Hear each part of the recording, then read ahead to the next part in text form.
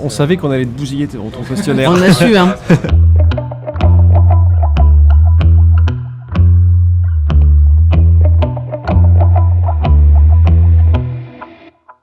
Je suis comédienne, je suis clown et je suis improvisatrice.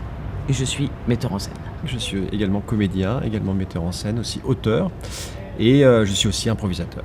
Je suis membre de l'équipe de France et, comme Véronique, et moi je suis coach, je suis le coach de l'équipe de France depuis 2015.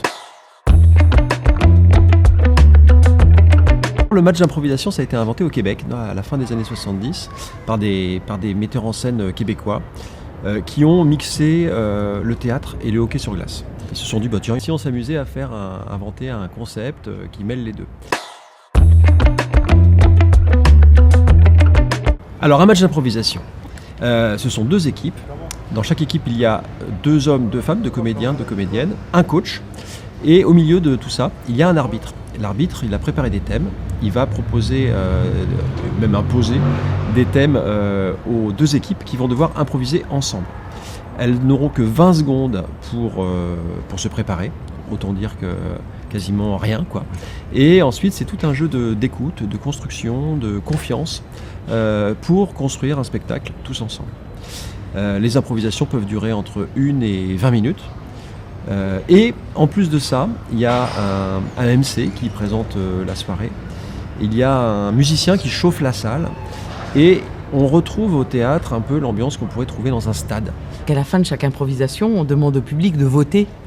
Donc le public, il est vraiment impliqué. Et parfois, le public refuse de voter parce que l'improvisation leur a tellement plu qu'ils disent égalité, on ne veut pas voter, les 2 sont formidables, etc. On a disputé la Coupe du Monde d'improvisation en 2015 en France. Ah oui. Et la finale était à l'Olympia. Et on avait rempli l'Olympia. C'était plein. Et on a gagné. Donc là, c'est quand même pas mal d'être sur la scène de l'Olympia, de soulever la coupe. C'était extrêmement De émouvant. la Coupe du Monde, c'était pas mal. Voilà, donc, C'était très émouvant. Bon. Alors moi, ce que j'aimerais vraiment, c'est qu'il y ait des gens qui viennent voir un match d'improvisation et qu'ils mettent la première fois de leur vie le pied au théâtre. Parce que c'est le sport qui les a attirés, peut-être le côté festif, et qu'à la fin de ce spectacle, ils se disent « Je pensais que le théâtre n'était pas fait pour moi, alors que maintenant je pense que le théâtre est fait pour moi ».